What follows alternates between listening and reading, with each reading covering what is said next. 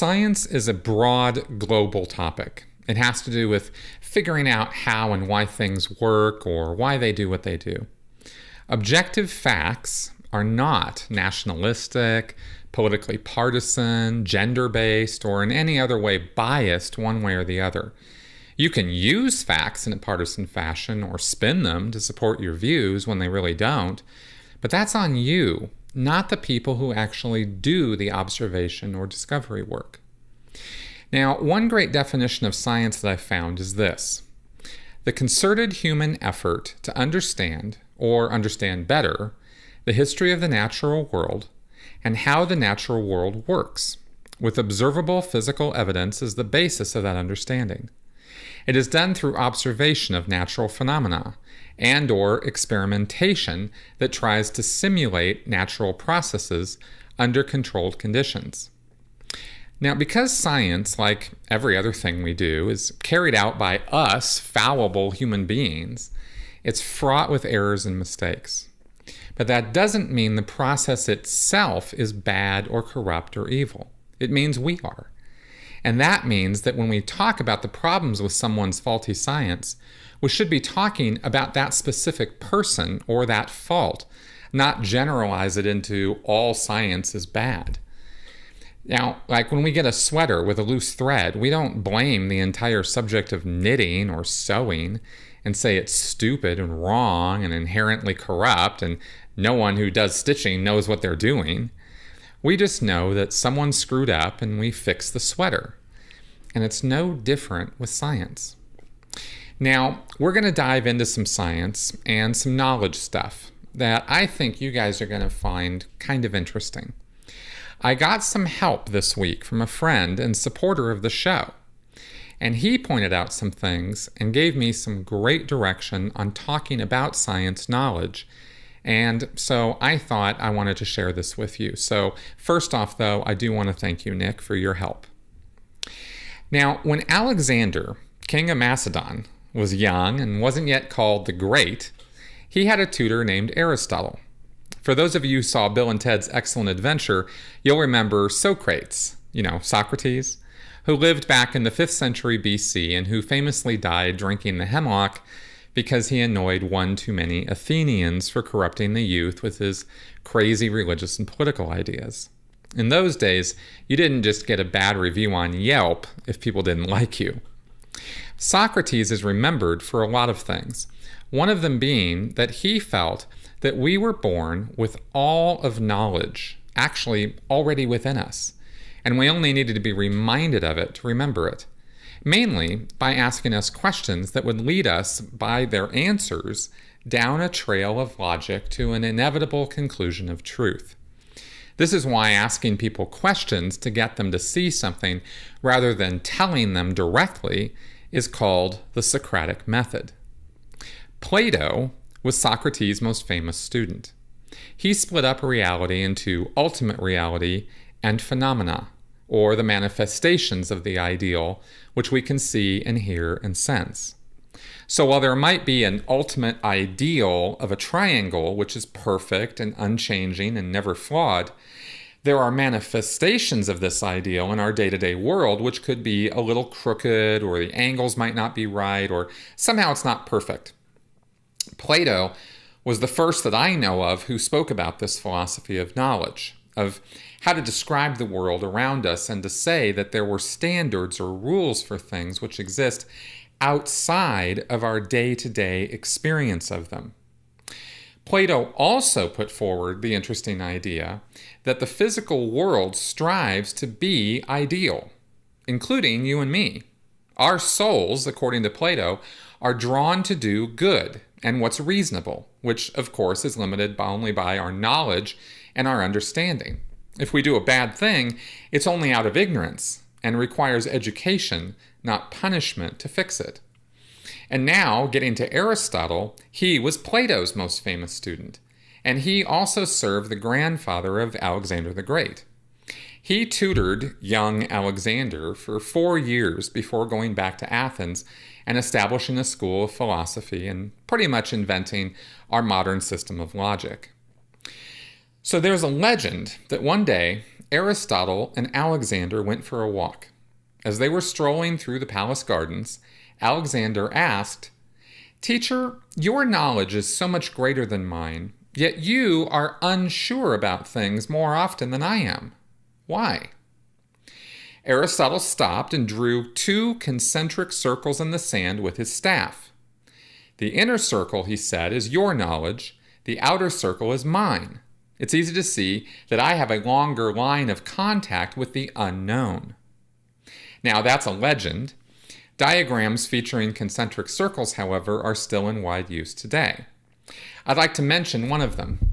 In 1978, James Trefil, a physics professor and an author of popular science books, put forward a useful device for understanding the accumulation of scientific knowledge.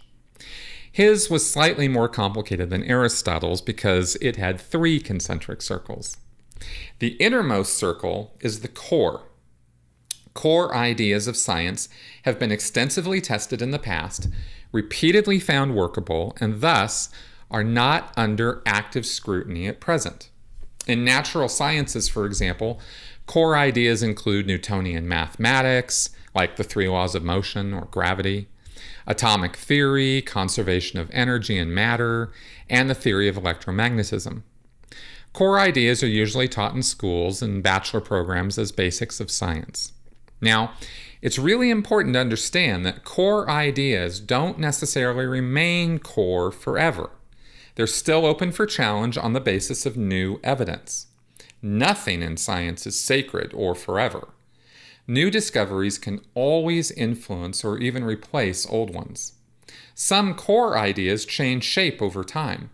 Like electricity and magnetism used to be considered separate phenomena until James Clerk Maxwell unified them in 1861.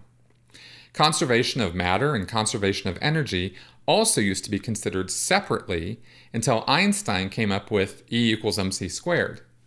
Other core ideas get challenged, disproved, and thrown out altogether, like the geocentric model of the universe, where people accepted for centuries that the Earth was the center of not just our solar system, but the whole universe. I mean, it sounds silly now, but that's only because scientists actually used math and science to disprove that idea so thoroughly that the geocentric model had to be thrown out. This is also an important point about our nature. We cling to ideas that don't necessarily make sense for all kinds of reasons, and we are usually very slow to give them up. The progress of ideas over time is almost always a battle, and sometimes a bloody one. It'd be great if we were fully logical and rational in our thinking and didn't let our emotions get in the way, but we do. All of us do this, and this includes scientists and those who fight against scientists. It's just part of our nature that we can't really change, but we can at least try to recognize that our emotions can get in our way, and we can try to compensate for that. All right, now, if you move outwards to the middle circle, this represents the frontier of science. This is where modern science happens. Various hypotheses are proposed and tested. The process is discussed at conferences and research seminars and is documented in peer-reviewed publications. 2 things can happen to a frontier idea. It can either gain acceptance and become part of the core, or it can be rejected as incompatible with evidence. Accepted ideas eventually find their way into high school and undergraduate textbooks, but this doesn't happen overnight. Now, usually, it takes decades. All right, now the outermost ring is the fringe. Now, this is a very strange place populated by ideas that cannot be convincingly proved or disproved. This could happen for a variety of reasons. Some ideas are formulated in a way that makes them hard to test. Others are simply hunches that are not supported by evidence, while others are viewed as implausible because of their perceived incompatibility with the core ideas. It's important to understand that not all fringe ideas are bad. A fringe idea can be reformulated in a way that allows us to test it. Evidence that might not be available today may become available tomorrow. The incompatibility with the core ideas could just be a perception. It might not really be real that they're incompatible. Simply put, a fringe idea can develop into a frontier idea. It can even be catapulted straight into the core if it makes non-trivial predictions that are later confirmed.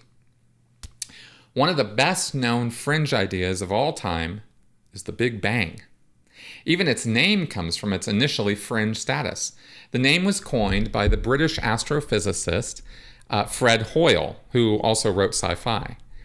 And he detested the idea, and he wanted to give it a funny name to make it easier to ridicule.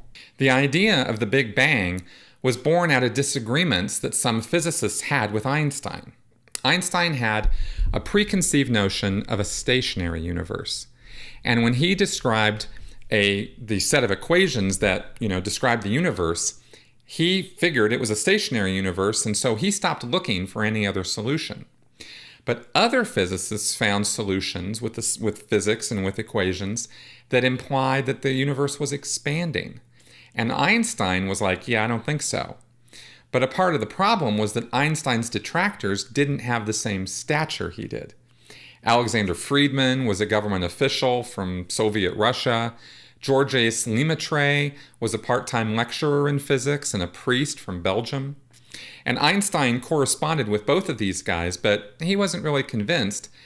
And yet, in a face-to-face conversation with Lemaitre, Einstein simply said, "Your math is correct, but your physics is abominable." Now, why was Einstein so obstinate? Simply because at the time, there was no observational data that could prove him right or wrong. As long as this remained the case, every physicist was free to subscribe to any mathematically feasible solution of Einstein's equations. So, what did it take to convince Einstein? Not much, really. Only the biggest telescope in the world, the 100-inch Hooker telescope, which was perched on top of Mount Wilson in California. No other instrument in the world had the necessary precision. Also helpful was the fact that the man in charge of the telescope was none other than Edwin Hubble. And if you've heard of the Hubble telescope, it's named after him. Anyway, as soon as the observational data was in, Einstein changed his mind immediately, and so did most other prominent doubters. Hoyle, by the way, never did accept it. The Big Bang quickly moved from the fringe to the core. Now, every now and then, strange things happen. Some fringe ideas remain so nebulous that it's not clear how or if they can be tested. Others get tested and rejected. But rather than retreat into oblivion, those ideas continue to roam the fringe like zombies, neither dead nor alive. One reason those zombie ideas are able to stumble around for ages is that they get a following among non-experts. Sometimes there's also a formally qualified proponent, like a scientist or a group, with a connection to a funding source. Follow the money. Here's one example of how a zombie idea survives. Back in the mid-1980s, a group of Soviet physicists led by Anatoly Akimov and Gennady Shipov proposed a torsion field theory. And the idea with this was the implications of this theory for technological progress could be enormous. At the very least, they said, it was possible to significantly reduce power transmission losses. They also claimed the possibility of faster-than-light travel and communication, anti-gravity, and rejuvenation of human beings. Exactly which Soviet government official they convinced to fund their efforts is probably never going to be known. But even a simple chronicle of events would make your head spin. Initially, torsion field research was classified. That was reversed in 1989, and the research program continued in a declassified mode. In 1991, the whole thing was exposed as a waste of government funds. Embezzlement charges were a possibility, but fortuitously, the Soviet Union just fell apart in the nick of time. Suddenly, everyone had more important things to do, and embezzlement charges never materialized. But corrupt bureaucracies seem to outlive empires, and in 1992, torsion field research began to receive government funding again, this time from the newly formed Russian Ministry of Science. In 1996, the funding source shifted to the Russian Ministry of Defense, and in 1997, the whole thing was classified again. After that, it gets a little difficult to trace the happenings, but sometime in the 2000s, the effort found a new home in Thailand, where it supposedly operates 2 research institutes under an umbrella of a private foundation. The exact extent of the effort is unclear, but the idea lives on. Now, I wanted to throw this stuff out there because I was curious what kind of zombie ideas you guys see still wandering aimlessly around on social media platforms or on the History Channel. Believe me, these zombies are really hard to kill. Kind of like rumors that Corona beer is actually piss water, or that when you buy any product from Procter & Gamble, you're actually supporting Satan worship. A lot of what we call woo, in other words, bad science or pseudoscience that is mostly used to sell things, falls into the zombie camp. For example, homeopathy is a totally bullshit alternative medicine practice invented in 1796 by Samuel Hahnemann, which promotes that disease symptoms can be treated by minute doses of substances that produce similar symptoms when provided in larger doses to healthy people. In other words, let's say you're going to treat a pollen allergy. You take a tiny bit of pollen and you put it into water, and then you dilute with more water to such an extent that you can't even detect the pollen in the water anymore. I'm talking about a ratio of like 1 bit of pollen in a lake. Then you have people drink that water and tell them it will cure their pollen allergy. This has been disproven over and over and over again, to the point that finally in November of this year, the Federal Trade Commission had to demand that homeopathic treatment producers put labels on their products stating that there is no scientific evidence that they work. Now, this may or may not result in beheading that particular zombie, but I'm not holding my breath.